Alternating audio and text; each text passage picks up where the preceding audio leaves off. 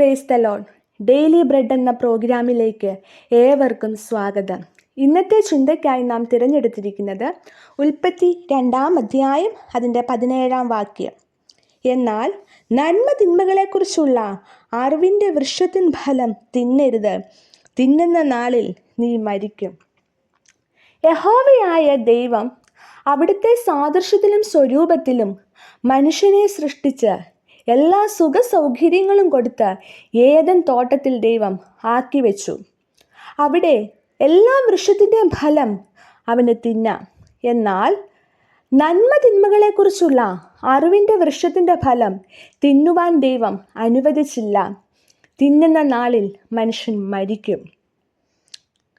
ഇവിടെ നമുക്ക് കാണുവാൻ സാധിക്കുന്നത് സൃഷ്ടാവായ ദൈവം താൻ സൃഷ്ടിച്ച മനുഷ്യനെ പരിശീലിപ്പിക്കുന്നതാണ് ദൈവത്തോടനുസരണമുള്ളവനായി തീരുവാൻ.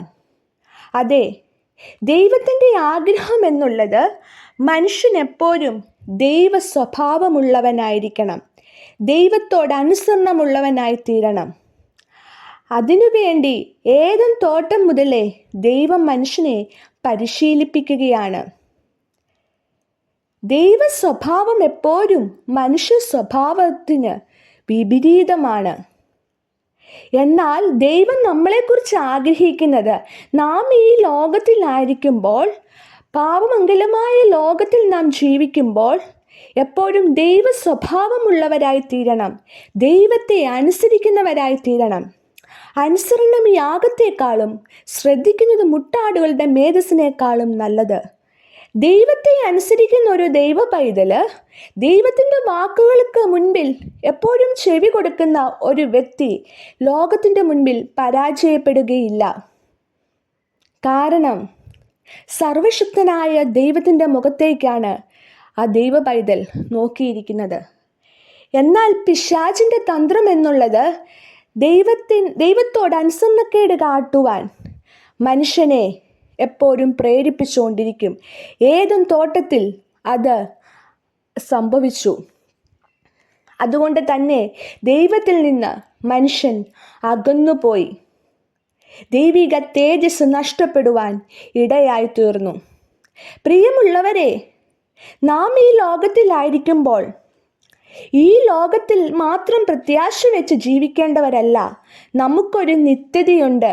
നിത്യമായ സന്തോഷത്തിനായാണ് ദൈവം നമ്മളെ വിളിച്ചിരിക്കുന്നത്. ആ സന്തോഷം നാം പ്രാപിക്കണമെങ്കിൽ ദൈവ സ്വഭാവമുള്ളവരായി തീരണം, ദൈവത്തോടനുസരണമുള്ളവരായി നാം ഓരോ ദിവസവും ജീവിക്കേണ്ടത് അത്യാവശ്യമായ കാര്യമാണ്. ഒരു പക്ഷെങ്കിൽ നമ്മുടെ ജീവിതത്തിൽ പല പ്രലോഭനങ്ങൾ, പരീക്ഷണങ്ങളൊക്കെയും കടന്നു വരാം. നാം ഈ ലോകത്തിൽ ജീവിക്കുമ്പോൾ അതിനെയൊക്കെയും നാം അഭിമുഖീകരിക്കേണ്ടത് അത്യാവശ്യമായ കാര്യമാണ്. എന്നാൽ എങ്ങനെ നാം അതിനോട് പ്രതികരിക്കുന്നു എന്നുള്ളതാണ് ദൈവം നോക്കുന്നത്. ഒരു ദൈവ പൈതൽ എന്ന നിലയിൽ നാം ചിലതിനോട് നോ പറയേണ്ടിടത്ത് നോ പറയണം. ദൈവത്തോട് നാം എപ്പോഴും അനുസരണമുള്ളവരായി തീരണം. പാപത്തിൽ നിന്ന് നാം വിട്ടൊഴിഞ്ഞ് ജീവിക്കേണ്ടവരായി തീരണം. അതിനായി ദൈവം നിങ്ങളെ സഹായിക്കട്ടെ എന്ന് പ്രാർത്ഥിച്ചുകൊണ്ട് ഈ ലഘു സന്ദേശത്തിൽ ഇരിക്കുന്നു. ഈ വചനങ്ങളാൽ ദൈവം നമ്മെ അനുഗ്രഹിക്കുമാറാകട്ടെ.